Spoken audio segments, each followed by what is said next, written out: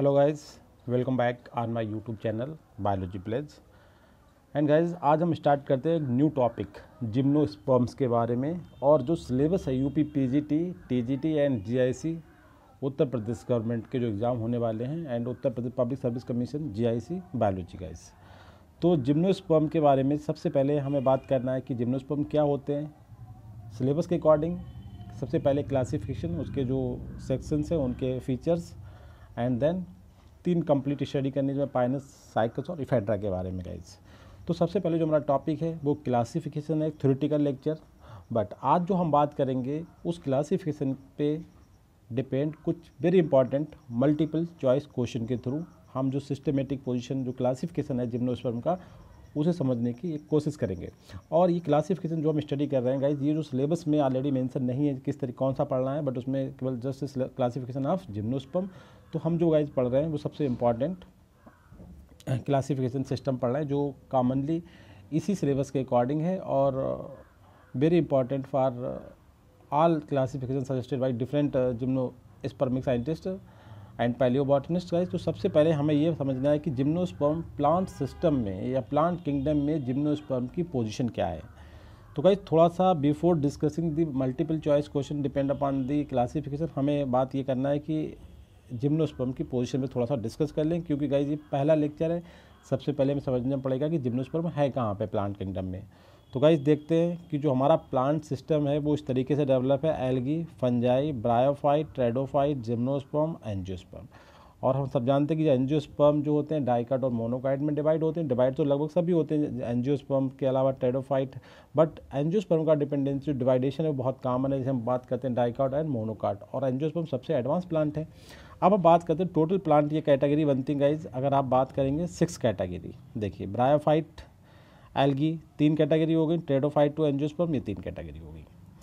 अब इसमें higher plant और लोअर प्लांट का भी आपने कॉन्सेप्ट सुना होगा कि हायर प्लांट कौन से होते हैं और लोअर प्लांट कौन से होते हैं। तो गाइस हम सिंपल सी बात ये कर रहे हैं कि शुरू के 3 प्लांट को हम ऐसे कंसिडर कर रहे हैं, ये आपके लोअर प्लांट हो गए, और ट्रेडोफाइट से एंजियोस्पर्म तक ये आपके हायर प्लांट होगा गाइस। ठीक है, किस बेस पे हमने क्लासिफिकेशन कर दिया, ये हमने वैस्कुलर टिश्यू के डेवलपमेंट या वैस्कुलर टिश्यू की प्रेजेंस के बेस पे ये बात कह दी कि ये हायर प्लांट हैं और ये लोअर प्लांट्स हैं।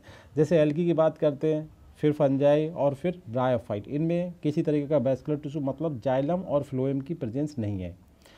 और उसके बाद ट्रेडोफाइट, जिम्नोस्पर्म, एंजियोस्पर्म में जो वैस्कुलर टिश्यू है उसका डेवलपमेंट ट्रेडोफाइट में स्टार्ट हो गया और हल्के हल्के वो स्ट्रांग होता चला गया, और सबसे ज़्यादा स्ट्रांग आपको दिखता है एंजियोस्पर्म के मोनोकाट में।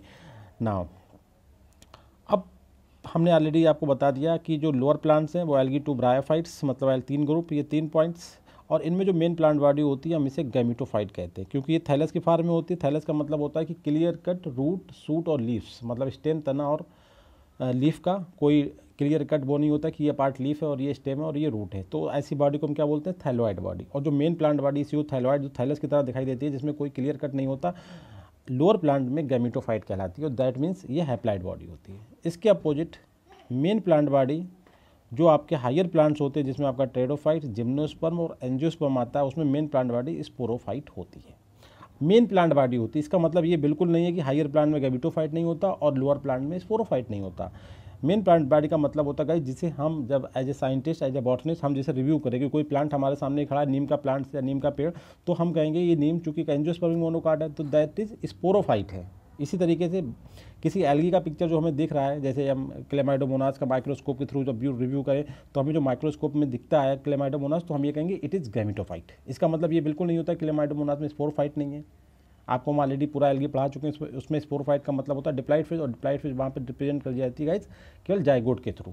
इस तरीके से हमने आपको बताया कि जो आपके हायर प्लांट्स हैं तो इनमें जो होता है मेन प्लांट बॉडी स्पोरोफाइट होती है, बट इसमें भी गैमेटोफाइट होता है। वो बहुत ही माइन्यूट और बहुत ही डिपेंडेंट होता है पूरी तरीके से स्पोरोफाइट पे अपने सपोर्ट के लिए और फूड मटेरियल के लिए।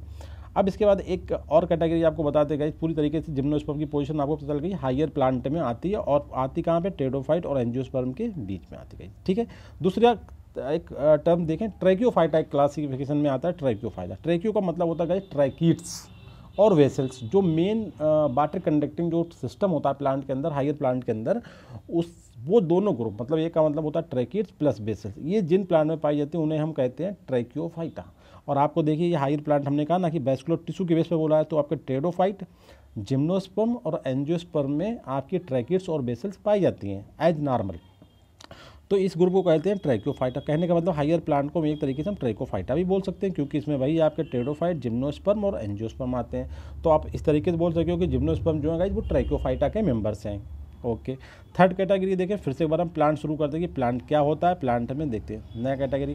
देखिए प्लांट हम सिंपल बात बोलते हैं कि प्लांट दो टाइप के होते हैं गाइस, ठीक है। आप एक प्लांट हमने बोलेंगे क्रिप्टोगैम्स होते हैं, जैसे कि आप जानते होंगे क्रिप्टो का मतलब होता है झूठा, स्यूडो की मतलब जो है नहीं बट दिखाई दे। तो ये वाली कैटेगरी जो क्रिप्टोगैम्स होते हैं दो टाइप के होते हैं। और फ्लावर में सबसे जो क्लियर कट होती है वो दो ही चीज़ें होती हैं, उनके रिप्रोडक्शन और उनके फ्लावर वाले पार्ट।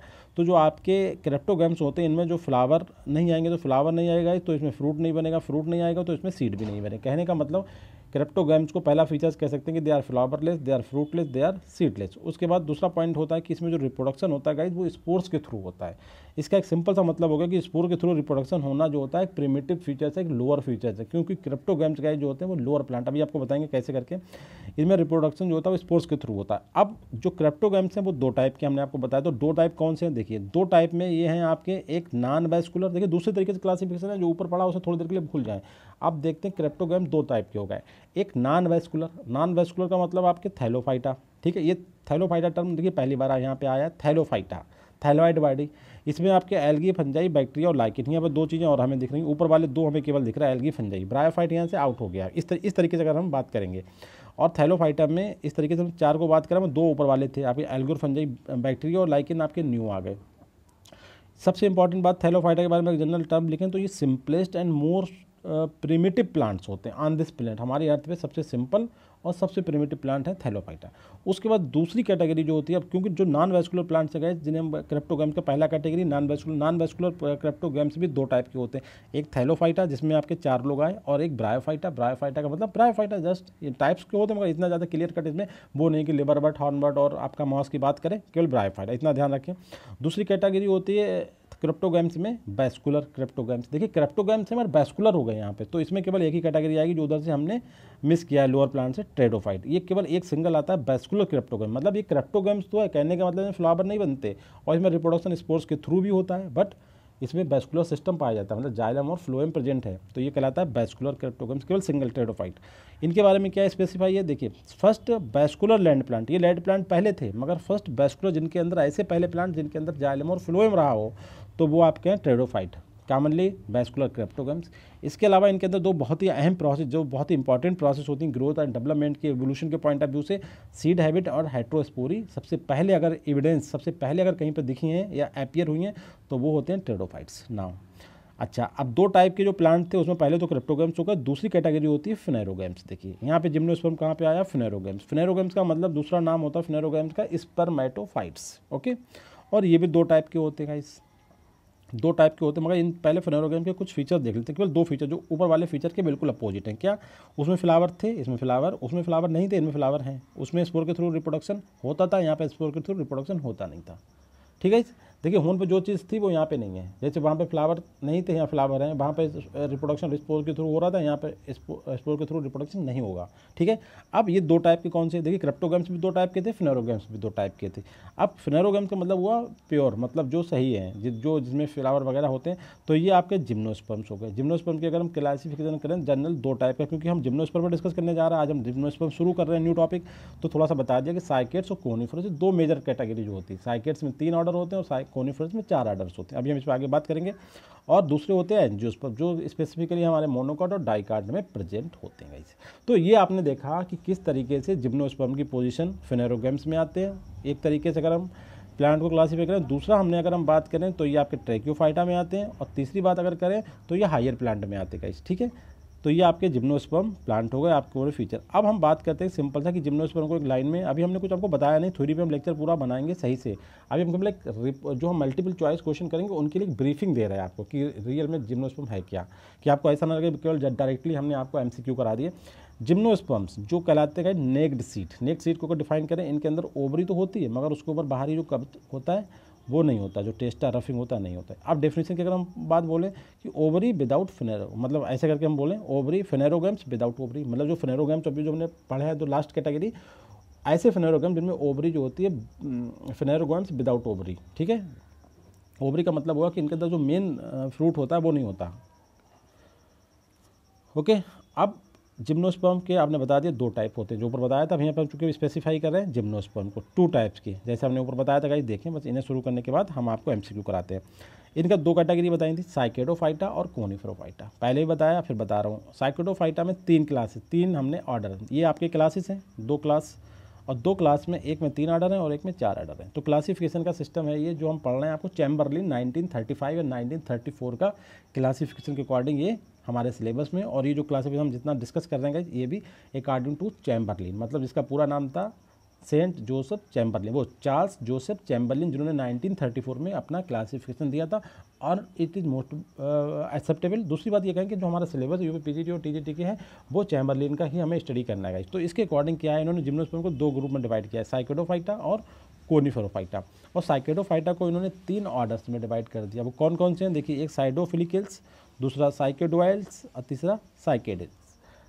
अब इसे देख लें, इनमें क्या इंपॉर्टेंट चीज़ है। देखिए यहाँ पे केवल इनके एग्जाम्पल मैंने करे हैं। एक दूसरा तरीका समझने का है कि जो साइकेडोफाइटा होते हैं इसमें वैस्कुलर टिश्यू लेस, मतलब जाइलम फिलोएम नहीं होता, मगर एक एग्जाम्पल एक्सेप्शन शुरू हो रहे हैं यहाँ पे। साइकस जो होता है इसका, उसमें ये बात मतलब क्या कहते हैं अप्लाई नहीं होगी कि वैस्कुलर टिश्यू लेस, बाकी सब हैं मगर ये वाला साइकस को छोड़ दे। इसके अलावा जो कोनिफेरोफाइटा है उनके अंदर वैस्कुलर टिश्यू डेवलप्ड होता है, और ये 4 ऑर्डर में हैं, जैसे कॉर्टेल्स, गिंगुएल्स, कोनिफेरल्स और निटेल्स। इसके बावजूद हम बात करें सबसे ज़्यादा जो स्टडी करना है, जो हमारे सिलेबस में पॉइंट है गाइस, वो हमें साइकस पढ़ना है डिटेल में, और हमें पाइनस पढ़ना है टाइप स्टडी में, और हमें पढ़ना है इफेड्रा।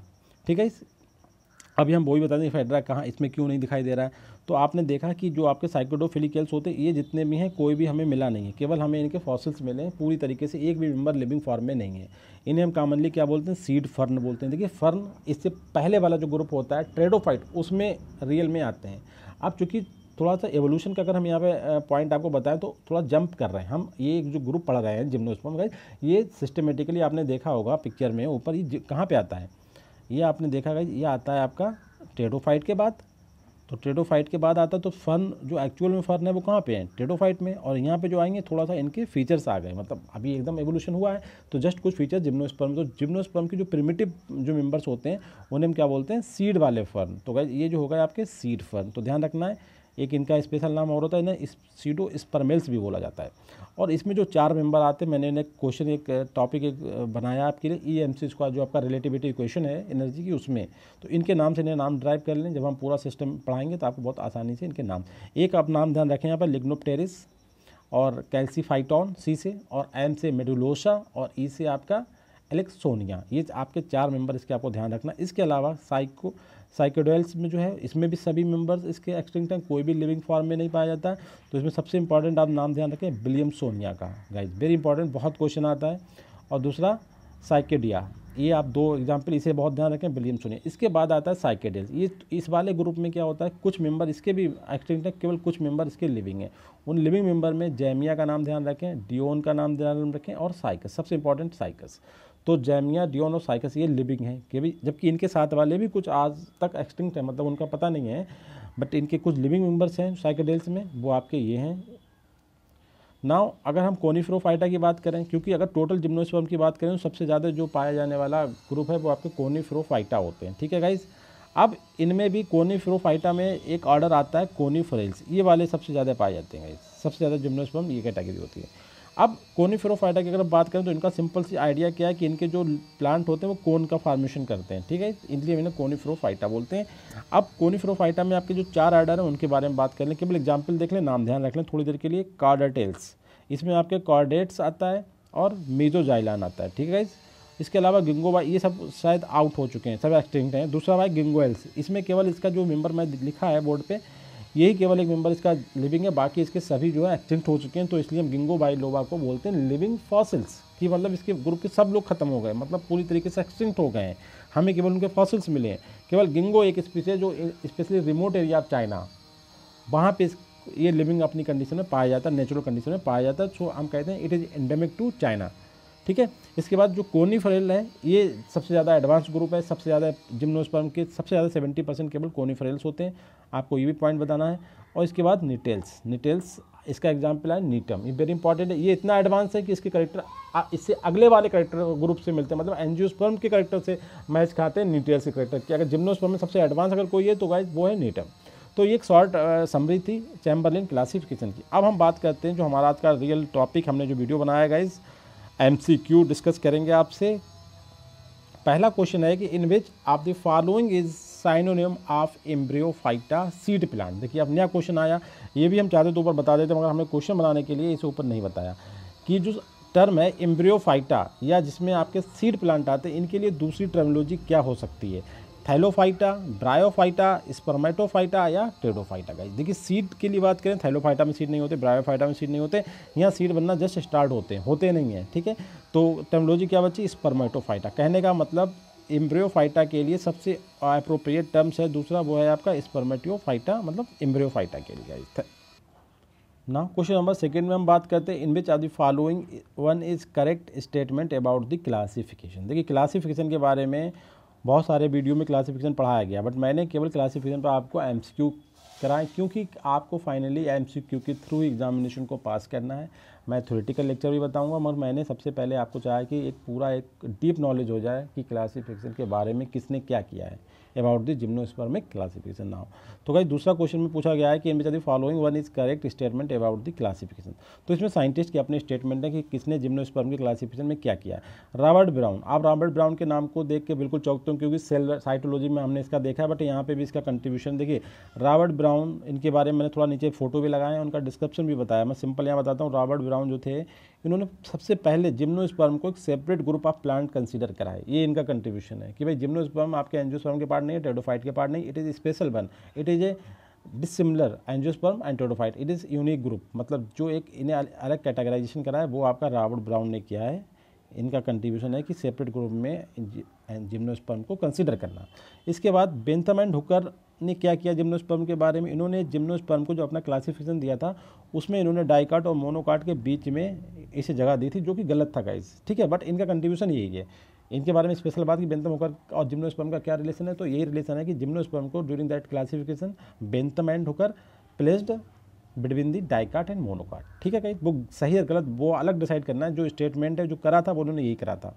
थर्ड स्टेटमेंट है बॉन्ड टेकम के बारे में। इन्होंने क्या किया गाइज, इन्होंने जिम्नोस्पर्म को उन्होंने तो कहा कि भाई अलग होते हैं, इन्होंने ये नहीं कहा इन्हें अलग से ग्रुप डिवीजन बना दो, मगर बॉन्ड टेकम ने आके जो रॉबर्ट ब्राउन का स्टेटमेंट था कि एक सेपरेट लोग हैं, ये अलग वाले मतलब कैटेगरी है, तो इन्होंने एक बाकायदा इसे सेपरेट डिवीजन में दिया, वो बॉन्ड टेकम ने इसे दे दिया, ठीक है गाइज।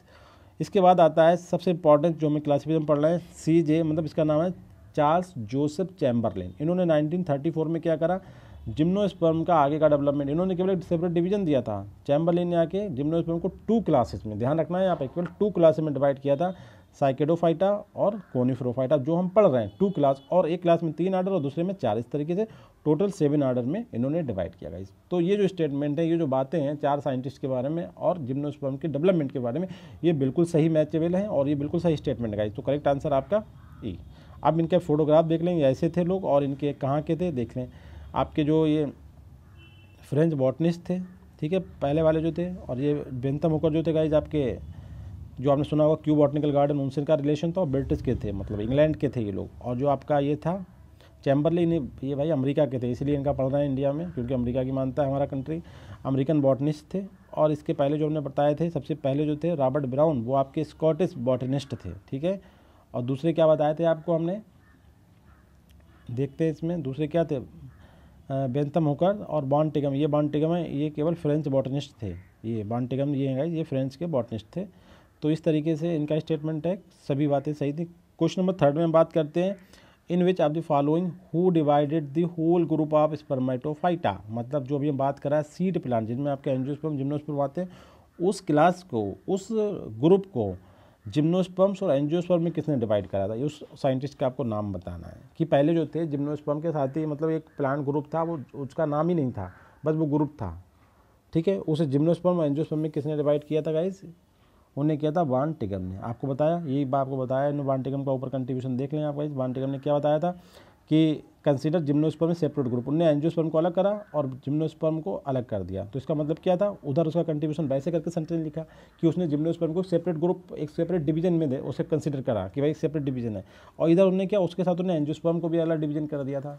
तो पॉइंट ये है कि जिम्नोस्पर्म प्लांट जो थे, जनरल प्लांट थे, वो उन प्लांट को जिम्नोस्पर्म और एंजियोस्पर्म में अलग अलग डिवीजन में किसने डिवाइड करा था, बार्नटिगम ने गाइस, जो कि एक स्कॉटिश फ्रेंच के बॉटनिस्ट थे। क्वेश्चन नंबर 4 में हम बात करते हैं कि विच आर द फॉलोइंग। देखिए क्लासिफिकेशन में स्टार्ट करेंगे, जिम्नोस्पर्म का ये बात सही है, बट हमें सबसे पहले ये मालूम चले कि जिम्नोस्पर्म एज ए एग्जिस्ट, मतलब अपने आप में सिंगल ग्रुप में कब पहले वो इवॉल्व हुए कि भाई जिम्नोस्पर्म एक कैटेगरी है, तभी तो उनका बाद में उनका क्लासिफिकेशन हो। पहले तो उन्हें दूसरे प्लांट से अलग करा कि दिस इज रियल में एक अलग कैटेगरी के प्लांट्स हैं। तो अभी हम वो बात कर रहे हैं कि बार्नटिगम ने सबसे पहले जो प्लांट थे उन्हें कहा कि ये एंजियोस्पर्म है और ये जिम्नोस्पर्म, उन्हें सेपरेट डिवीजन दिया, ये बार्नटिगम ने किया था। चैम्बरलिन ने उन्हें अलग अलग उसमें डिवाइड कर दिया था। तो अभी आप देखते हैं क्वेश्चन नंबर 4 में, in which are the following is correct statement about the gymnosperm. Gymnosperm के बारे में देखते हैं, क्वेश्चन है कि मोर एडवांस देन फर्न। देखिए अब यहाँ पे आपको फर्न पता होना चाहिए कहाँ पे गया। देखिए हमने आपको, मेरा जो पहला लाइन लिखा हुआ है वो जरूर ध्यान रखें, टेडोफाइट, जिम्नोस्पर्म और एंजियो, ये हायर प्लांट की वो है असेंडिंग आर्डर। सबसे पहले टेडोफाइट, फिर जिम्नोस्पर्म, फिर एंजियोस्पर्म। इससे पीछे का सबको साथ रखेंगे तो उसके पहले आएंगे आपके गाइस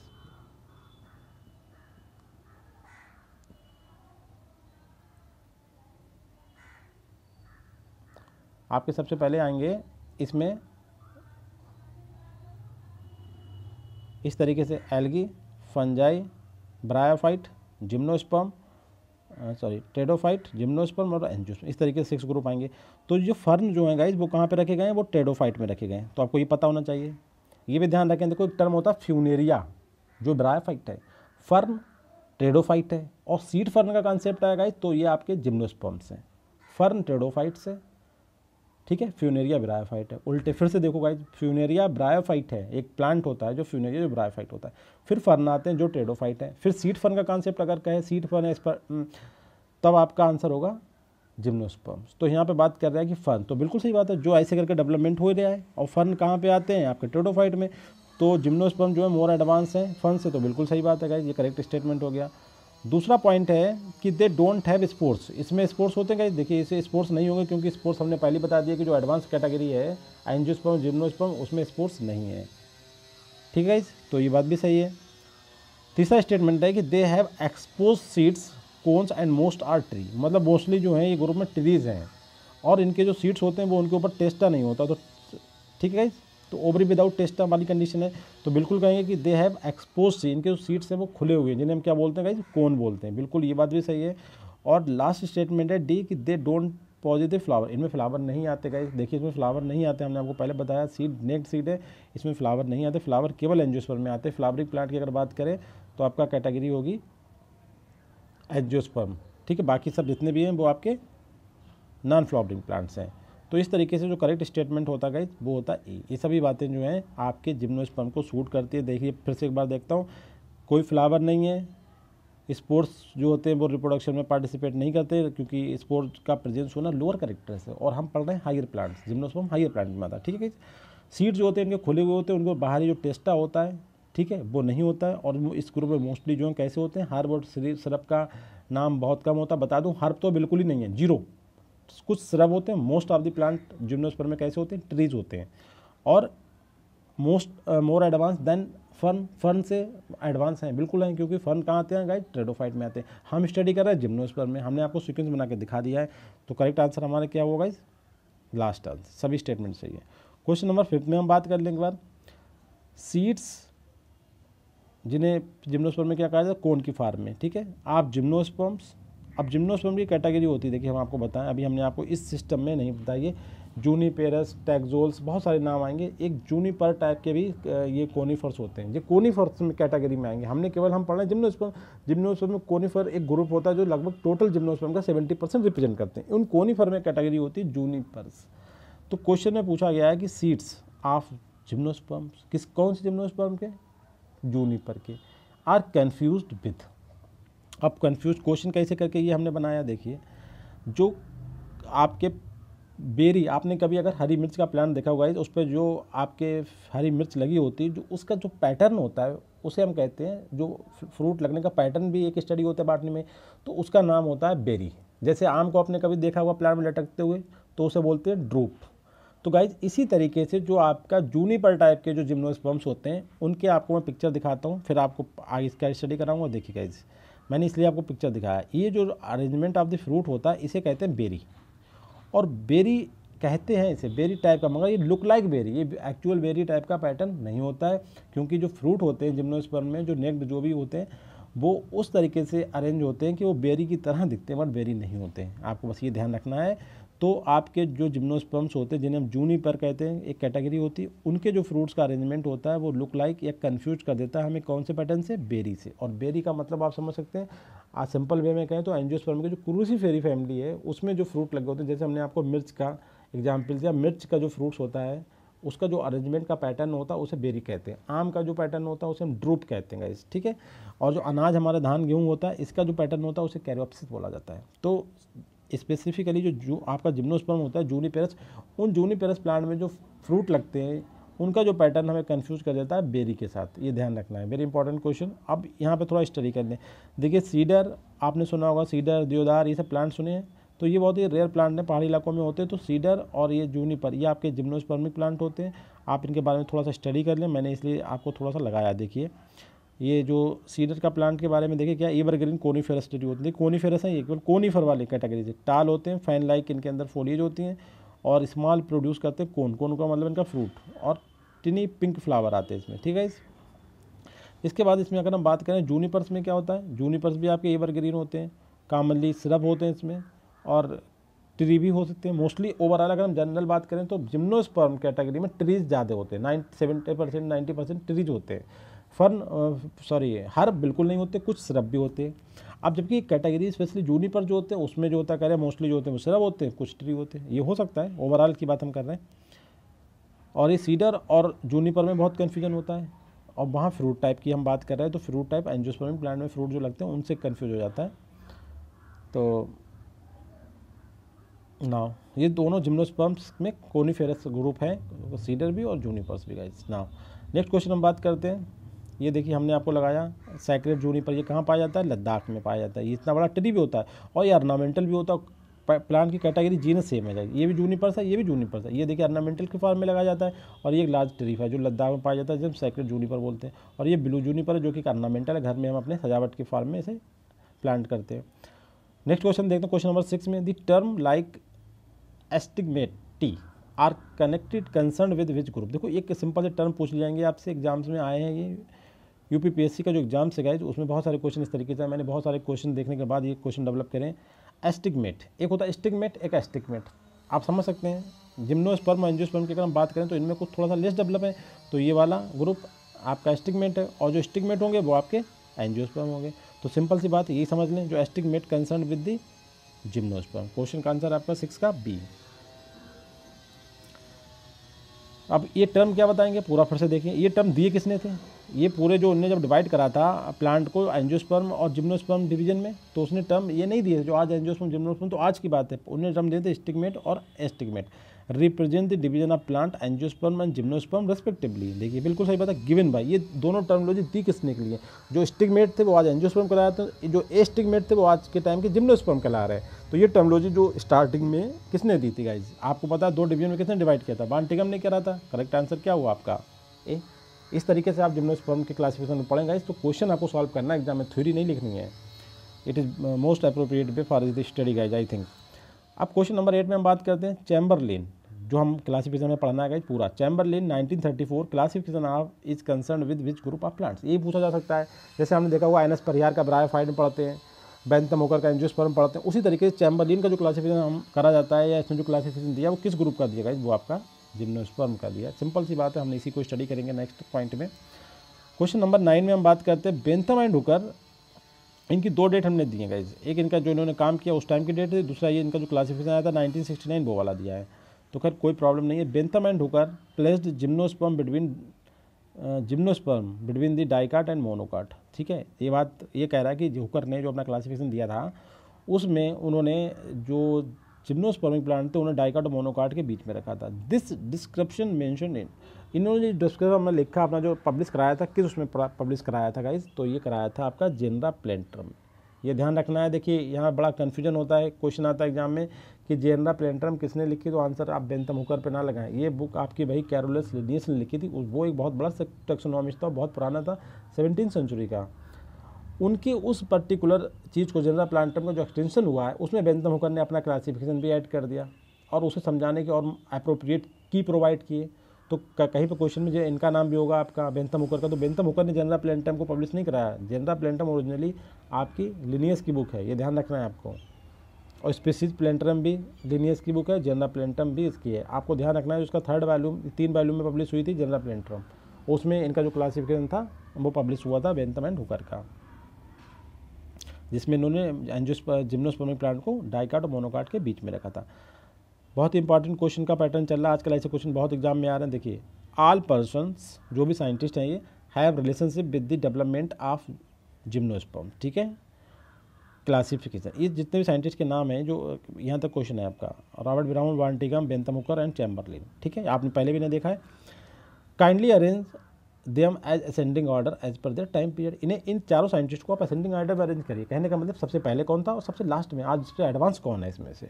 आपने सब कुछ पता है, मगर इस तरीके का सिस्टम क्वेश्चन आ जाता है तो हम बिल्कुल वहाँ पे फ्यूटाइल महसूस करते हैं खुद को कि हम किसी काम के नहीं हैं। तो समझिए क्वेश्चन को, तो कि मैंने बहुत सारे एग्जाम्स गाइस के पेपर देखने के बाद ये क्वेश्चन डेवलप किए हैं। जैसे आपने रॉबर्ट ब्राउन आपने देखा होगा 16वीं सेंचुरी का है, 16 कुछ में उसने आपने माइटोकॉन्ड्रिया मतलब वो देखा था, न्यूक्लियस। इससे वार्टिगम कब का है, बेंथम हुकर कब के हैं, और चैम्बरलिन 1934। आपको चैम्बरलिन तो पता है कि चैम्बरलिन तो सबसे बाद में आएगा, तो चैम्बरलिन सबसे बाद में गाइस यहाँ पे, इसलिए ऑप्शन बी तो बिल्कुल नहीं हो सकता। अब देखते हैं इसके बाद, सबसे पहले रॉबर्ट ब्राउन था, वार्टिगम था, it is very confusing. Bentham Hooker भी पता है कि ये तो 19वीं सेंचुरी के मतलब थे, 18 से 19 तक चले ये। अब रॉबर्ट ब्राउन और वार्टिगम में सबसे पहले रॉबर्ट ब्राउन था, तो बस आपका काम हो गया, रॉबर्ट ब्राउन सबसे पहले था गाइस। करेक्ट आंसर आपका होता है यहाँ पे A, Robert Brown first, Bentham Hooker, देखिए यहाँ पे क्या हुआ, बेंथम हुकर आ गए, फिर वार्टिगम आया, फिर चैम्बरलिन आया, ठीक है। अब आपकी इनके नीचे मैंने डेट भी बताई है, तो आपको क्लियर कर ले उनसे कि बेंथम हुकर रॉबर्ट ब्राउन के बाद आएंगे और वार्टिगम इसके बाद आएगा गाइस। एंड फाइनली जो है लास्ट वन चैम्बरलिन। ये इनकी डेट वाइज है, जो इनका टाइम पीरियड रहा। Who divides gymnosperm into 3 classes. अभी 2 क्लासेस वाला तो हमने देखा गाइस, 2 क्लास में कितने डिवाइड करा था आपका भाई, सबसे ज़्यादा कौन हम बात करें, चैम्बरलिन ने 2 क्लास में करा, और 2 क्लास में 7 आर्डर में कर दिया था। चैम्बरलिन की हम बात करें 2 क्लास 7 आर्डर। ये कह रहा है कि who divided gymnosperm into 3 classes, क्योंकि सिलेबस में किसी का नाम नहीं दिया, किसका हमें पढ़ना है, तो इसलिए थोड़ा सा आइडिया कर लें दूसरों के बारे में।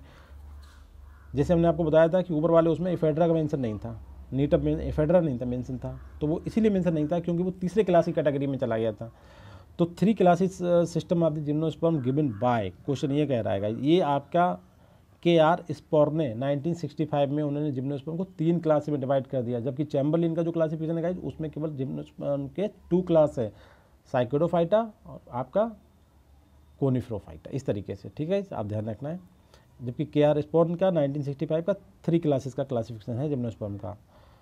क्वेश्चन नंबर 12 में बात करते हैं, which fact is correct regarding the Birbal Sahni relation with the gymnosperms research. देखिए बीरबल साहनी हमारे बहुत ही इंडिया के बहुत बड़े टैक्सोनॉमिस्ट कहना चाहिए, बल्कि स्पेसिफिकली पैलियोबॉटनिस्ट थे, जो फॉसिल प्लांट की स्टडी करा था इन्होंने। तो इनके बारे में कुछ स्टेटमेंट हैं, और इनका काम स्पेशली इन्होंने प्लांट पे तो स्टडी करी थी, फॉसिल प्लांट, और प्लांट कौन से थे, वो जिम्नोस्पर्म थे, तो इसलिए हमने यहाँ पे स्टडी कर रहे हैं गाइस। बीरबल साहनी जिनके नाम से लखनऊ में इंस्टीट्यूट भी, देखते हैं पहला। He gave a phylogenetic classification, इन्होंने क्लासिफिकेशन भी दिया है, कैसा था, फाइलोजेनेटिक, जो इवोल्यूशनरी कनेक्शन पर बेस्ड था, ऑन मार्फोलॉजिकल बेसिस, जिसमें ओव्यूल बेरिंग आर्गन्स की बात कर रहे थे। और क्लासिफिकेशन कैसा कहलाता है, 3 टाइप के क्लासिफिकेशन होते हैं, नेचुरल, फाइलोजेनेटिक और आर्टिफिशियल। तो इनका जो क्लासिफिकेशन था वो फाइलोजेनेटिक टाइप का था। बेसिस क्या था, किस बेस पे इन्होंने क्लासिफिकेशन किया, मार्फोलॉजी ऑफ दी ओव्यूल्स की, ओव्यूल बेरिंग आर्गन्स के बेस पे इन्होंने क्लासिफिकेशन किया था बीरबल साहनी ने। दूसरा पॉइंट है हिज सिस्टम डिमेरिट, इनके सिस्टम की सबसे बड़ी जो खामी थी, जो गलती थी, वो थी कि नो प्लेस निटेल्स, इनकी क्लासिफिकेशन में निटेल्स की कोई जगह नहीं थी, जबकि जो नीटम है वेरी इंपॉर्टेंट है, और नीटम सबसे एडवांस जिम्नोस्पर्म्स है, जिसके मोस्टली करेक्टर जो है एंजियोस्पर्मिक से अपने अपर ग्रुप से संबंधित होते हैं या सिमिलरिटी शो करते हैं। इनके क्लासिफिकेशन में नीटम को कोई जगह नहीं दी गई थी, बीरबल साहनी के क्लासिफिकेशन सिस्टम का ये सबसे बड़ा डीमेरिट है, ठीक है, ये बिल्कुल सही बात है। थर्ड स्टेटमेंट है ही डिवाइड जिम्नोस्पर्म इनटू 2 ग्रुप्स, इन्होंने जिम्नोस्पर्म को 2 ग्रुप में डिवाइड करा था, फाइलोस्पर्मी वाले, जिसमें उनका ऐसे प्लांट रखेंगे जिसमें सीड जो होते हैं वो लीव्स के ऊपर बनते हैं, और दूसरा था स्टाइकोस्पर्मी, जिसमें जो सीड जो है वो स्टेम के ऊपर बनेंगे। एक में लीव्स के ऊपर स्टेम सीड का फॉर्मेशन होना और दूसरी जगह लीव्स के ऊपर फॉर्मेशन होना। तो ऊपर आपको दिखा मार्फोलॉजिकल बेस मतलब ओव्यूल बेरिंग आर्गन्स के बेस पे क्लासीफाई करा था।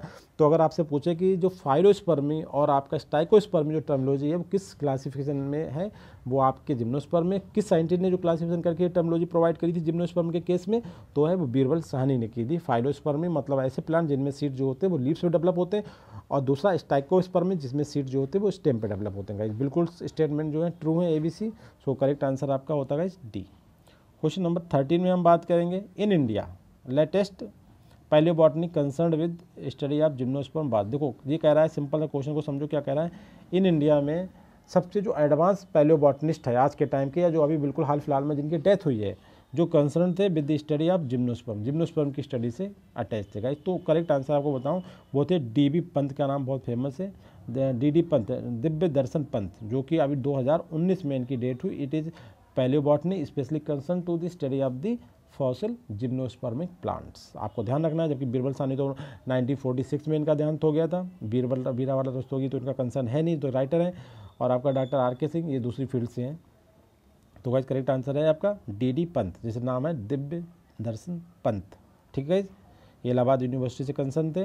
क्वेश्चन नंबर, ये बीरबल साहनी का थोड़ा सा बायोडाटा है जिसे आप देख लें कि इन्होंने क्या किया है। इनके नाम पे लखनऊ में इंस्टीट्यूशन है, जिसे हम आजकल, पहले नाम था कि Indian institute of palaeobotany, but अब इसका नाम पैलियो साइंसेस हो गया है, Indian institute of palaeo sciences. ठीक है गाइस, क्वेश्चन नंबर 14 में हम देखते हैं in which of the following is an odd one among the classes of gymnosperm. देखिए क्वेश्चन को समझने की कोशिश करेंगे। हमने जो आपको 4 टर्म्स दिखाए थे ऊपर, जो हमने शॉर्ट समरी दी थी, उसे एक बार फिर से देख लेते हैं हम लोग, क्योंकि ये क्वेश्चन अब जो आ रहे हैं इसी से बेस्ड हैं। ये देखिए सिंपल सा, इसे थोड़ा सा ध्यान कर लीजिए कि कौन सा जो ये गाइज, ये देखिए क्लास है दोनों आपकी, और ये आपके 3 आर्डर इसमें और 4 आर्डर इसमें। ठीक है, कौन सा आर्डर किस क्लास में रखा है इसे थोड़ा सा नज़र देख लें। साइकिडोफिलिकल्स, साइकिडोडेल्स, साइकेडेल्स, और आपका कार्डेल्स, गिंगुएल्स, कोनिफेरल्स और नेटेल्स, ये आपके 7 आर्डर्स हैं। ठीक है, अभी क्वेश्चन देखते हैं आगे। क्वेश्चन नंबर 14 में हम देखते हैं in which of the following is an odd one among the classes of gymnosperm. देखिए आपको केवल उन 7 का अगर आपको ध्यान है तो आप आसानी से कैप्चर कर लेंगे क्वेश्चन को। ऑड वन का मतलब हुआ कि एक पहले वाला ग्रुप है साइकेडोफाइटा, दूसरा है कोनिफ्रोफाइटा। तो इसमें सिंपल सी बात है, साइकेडोफिलिकल्स, साइकेडोडेल्स और साइकेडेल्स, ये आपके क्या है गाइस, ये आपके साइकेडोफाइटा है। जबकि नेटेल जो है वो एडवांस वाला जिम्नोस्पर्म है। तो इसमें ऑड वन क्या है, आंसर आपका D। इतना सा ध्यान रखना, और ऐसे क्वेश्चन बहुत एग्जामिनेशन में पूछे गए गाइस, केवल इतना सा ध्यान रखना है। आपको समझ नहीं आएगा कि ऑड वन क्या है। ऑड वन का मतलब जिम्नोस्पर्म 2 टाइप के हैं, और पहले वाले जो 3 आर्डर मेंशन है वो क्लास नंबर 1 से हैं, जिन्हें हम बोलते हैं साइकेडोफाइटा, और नेटेल जो है वो आपका कोनिफ्रोफाइटा से गए। तो यहाँ पर ऑड वन का मतलब वो जो डिफरेंट है वो आप नेटेल, नेटेल जो है कोनिफर से, और ऊपर वाले तीनों आर्डर जो है वो साइकेड्स से। क्वेश्चन नंबर 15 में देखते हैं in which of the following is odd one among the classes of gymnosperm. देखिए फिर से देखिए, अब इसमें सेम क्वेश्चन है बिल्कुल, कार्डेटेल्स, कोनिफेरल, गिंगुएल्स और कैरीबेरल्स। देखिए अब इसमें थोड़ा मैंने उठा के ब्रायोफाइट, जो कैलोब्रायल्स जो है ये ब्रायोफाइट का वो है, जबकि ये आपके कार्डेटेल्स, कोनिफेरल्स और गिंगुएल जो हैं आपके, ये आपके जिम्नोस्पर्म्स के रिलेटेड, बल्कि कोनिफ्रोफाइटा से रिलेटेड क्लासेस हैं, अब सॉरी आर्डर्स हैं। और जो कैलोब्रेल्स है ये आपका ब्रायोफाइट से, इसका जिम्नोस्पर्म से कोई रिलेशन नहीं है। तो ऑड वन कौन हुआ गाइज, कैलोब्रेल्स। नाम को समझिए इनके क्लासिफिकेशन को। क्वेश्चन नंबर 16 में देखते हैं विच आर्डर ऑफ द साइकेडोफाइटा, जो कि खुद में क्या है इसका स्टेटस क्लास का, हैविंग लिविंग मेंबर। देखिए हमने बताया तीन हमने आपको बताया थे, 3 में शुरू के दोनों में कोई भी मेंबर लिविंग नहीं, ओनली फॉसिल्स, ओनली एक्सटिंक्ट हो चुके उनके मेंबर्स। एक जो लास्ट वाला जिसमें साइकस आता है, दियोन आता है, और एक आपका और एक प्लांट है जैमिया, वो उसमें जो गाइस थे वो लिविंग मेंबर थे। कहने का मतलब है साइकेडो ने फिर से आपको लिख दिया। देखिए हमारा अभी यहाँ पर पढ़ाना आपको मकसद है, ना कि कोई एग्जाम आपसे ले रहे हैं। साइकेडोफिलिकल जितने भी मेंबर्स हैं सब एक्सटिंक्ट है, केवल हमने एक्सटिंक्ट फॉसिल के बेस पे क्लास डेवलप किया है, सॉरी आर्डर्स। इसके बाद साइकोड्रियल्स, ये भी हमने डेवलप किया है केवल फॉसिल के बेस पे, इसमें भी कोई मेंबर लिविंग नहीं है। इसके बाद है साइकाडेल्स, इसमें देखिए दोनों तरीके, इसमें कुछ लिविंग मेंबर भी हमें मिले और कुछ एक्सटिंक्ट हैं। ठीक है, तो लिविंग मेंबर को पता है साइकस है इसमें सबसे इंपॉर्टेंट हमारा, और जैमिया है, और आपका दियोन है। तो ये वाला जो मेंबर्स है इसमें ऑप्शन है आलाब्दी है। तो करेक्ट मेंबर जिसमें लिविंग मेंबर रखे गए हों, तो गाइस लिविंग तो केवल इसमें आते हैं साइकेडेल्स। ये आपके क्वेश्चन आंसर में इस समय ना रखें तो ऐसे ये क्वेश्चन बनेगा। तो साइकोडोफिलिक केस में टोटल के टोटल आपके फॉसिल्स हैं, साइकोडियोल्स में भी सब लिविंग डेड हैं, और साइकेडेल्स जो गाइज है उसमें आपके लिविंग हैं। तो इसमें कह रहा है कि हैविंग लिविंग मेंबर्स, तो living members only present in cycadales, ठीक है। Only if you are living, सब नहीं, केवल कुछ लिविंग है, कुछ फॉसिल्स भी हैं। ऊपर वाले दोनों ग्रुप में टोटली आपके डेड होते हैं, कुछ सब फॉसिल्स हैं। क्वेश्चन नंबर 17 में हम देखते हैं, in which of the following is true about the cycadofilicales. Cycadofilicales के बारे में कौन सा स्टेटमेंट सही है। पहला, it is commonly called cycad ferns or seed fern. देखो बहुत अच्छा क्वेश्चन है गाइस, साइकेडोफिलिकल्स के बारे में कौन सी बात सही। इट इज़ ए आर्डर, और इस आर्डर को हम कॉमनली क्या बोलते हैं, सीड फर्न बोलते हैं, ठीक है। जो हमने बताया ना कि जिम्नोस्पर्म में जो फर्न आती हैं उन्हें हम सीड फर्न बोलते हैं, और वो इस आर्डर के मेंबर कहलाते हैं साइकेडोफिलिकल, जो आज एक भी लिविंग अवस्था में नहीं है गाइस, केवल हमें फॉसिल्स मिले हैं, मगर सिमिलरिटी की बेस पर हमने इनका नाम दिया है सीड फर्न या साइकेड फर्न, मतलब साइकस में भी फर्न होती हैं। दूसरा पॉइंट है, it order commonly called pteridospermales. इन आर्डर, इस आर्डर का दूसरा एक नाम भी है साइकेडोफिलिकल्स का, क्या, टेडोस्पर्मेल्स। देखिए टेडो कहाँ से आया, इसे पीछे वाला ग्रुप टेडोफाइट से आया। स्पर्मेल्स का मतलब स्पर्म वाला पॉइंट, इसमें जो फर्न होती हैं उन्हें हम सीड फर्न बोलते हैं, तो इसे एक दूसरा नाम दिया इसी बेस पे, टेडोस्पर्मेल्स। ओके गाइस, ये भी सही बात है। और तीसरा पॉइंट है कि morphology and anatomy is similar to that modern fern. इस ग्रुप में जो मतलब फॉसिल्स हैं उनकी हमने स्टडी करी, उसके बाद हमें ये मालूम चला कि इनकी जो मार्फोलॉजी और एनाटॉमी थी वो बिल्कुल आज के जो मॉडर्न टेडोफाइट में जो फर्न है उनसे मिलती जुलती थी, तो इसे हमने इसलिए कहा सीड फर्न्स। गाइस बिल्कुल सही स्टेटमेंट है, इसीलिए इन्हें नाम दिया गया सीड फर्न्स। ये लिविंग में नहीं है, इनके फॉसिल रिकॉर्ड से हमने आइडिया करा कि इनकी जो एनाटॉमी मार्फोलॉजी थी बिल्कुल जो मॉडर्न डे आज फर्न प्लांट है टेडोफाइट के जो मेंबर्स हैं उनसे मिलती जुलती थी, so it is called seed ferns. And D statement है कि no cones, ovules borne on tip of lips. देखिए इसमें कोन जो है मेन रिप्रोडक्टिव ऑर्गन्स होते हैं यहाँ पे, जो सीड्स कहलाते हैं इनके जिम्नोस्पर्म के, मगर इन वाले जो फर्न है इनमें सीड नहीं है, क्योंकि ये टेडोफाइट से मिलता जुलता करेक्टर है, इसमें नो कोई कोन नहीं थे, और इनके जो ओव्यूल थे गाइस वो लीफ की टिप पे प्रेजेंट थे। ये बात भी बिल्कुल नोटिस करी गई है, क्योंकि फॉसिल्स रिकॉर्ड से ही मालूम चल रहा है हमें। तो गाइस सभी बातें सही हैं, करेक्ट आंसर आपका ये। क्वेश्चन नंबर 18 में हम बात करते हैं सीड फर्न्स बिलोंग टू। देखिए ये क्वेश्चन बहुत आता है, सीड फर्न, देखिए फर्न अगर बिलोंग आए तो टेडोफाइट आओ, सीड फर्न की बात आए तो ये जिम्नोस्पर्म्स। करेक्ट आंसर आपका 18 का ए। क्वेश्चन नंबर 19 की बात करते हैं, टेडोस्पर्मेल्स। देखो ये भी क्वेश्चन बहुत आते हैं, फिर वही क्वेश्चन रिपीट, एक क्वेश्चन से साथ क्वेश्चन एक ही क्वेश्चन है गाइस, बस नाम बदल बदल पूछा। टेडोस्पर्मेली बिलोंग टू, तो गाइस ये क्या है आपके, हमने बताया ना जिम्नोस्पर्म का सबसे पहला ये ऑर्डर है, ठीक है। और पहला ऑर्डर का मतलब क्या, ये सबसे प्रिमिटिव जिम्नोस्पर्म्स होंगे।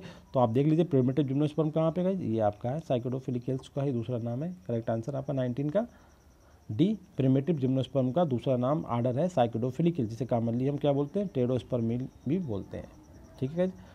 क्वेश्चन नंबर 20 में हम बात करते हैं सीड फर्न जो कि एक्सटिंक्ट हैं या टेडोस्पर्मली इंक्लूड, ये इसमें कौन कौन आते हैं, इनके जो मेंबर हैं गाइस हमने उन्हें कलेक्ट करा और हम नाम भी दिए। हमने आपको बताया था क्वेश्चन कि इस तरीके इनके नाम ध्यान रखें, E बराबर MC² और L लिविंग, ठीक है, क्योंकि इन्हें देने वाले वो तो मर गए, मगर इसका अपोजिट हमें रखना है लिविंग। E MC² मतलब क्या हुआ, एल्कल सोनिया प्लांट होता है जो ये है, ठीक है। M मेडुलोसा, C कैलिस्टोफाइटॉन और L लिंगनोप्टेरिस। तो इस तरीके से 4 मेंबर जो हैं वो टेडोस्पर्मी या सीड फर्न्स हैं, that are members of the gymnosperms, and so correct answer आपका होता है ई, लास्ट ऑप्शन। सभी जो है इसी ग्रुप के हैं, इसी ऑर्डर में रखे गए हैं। Thank you very much guys.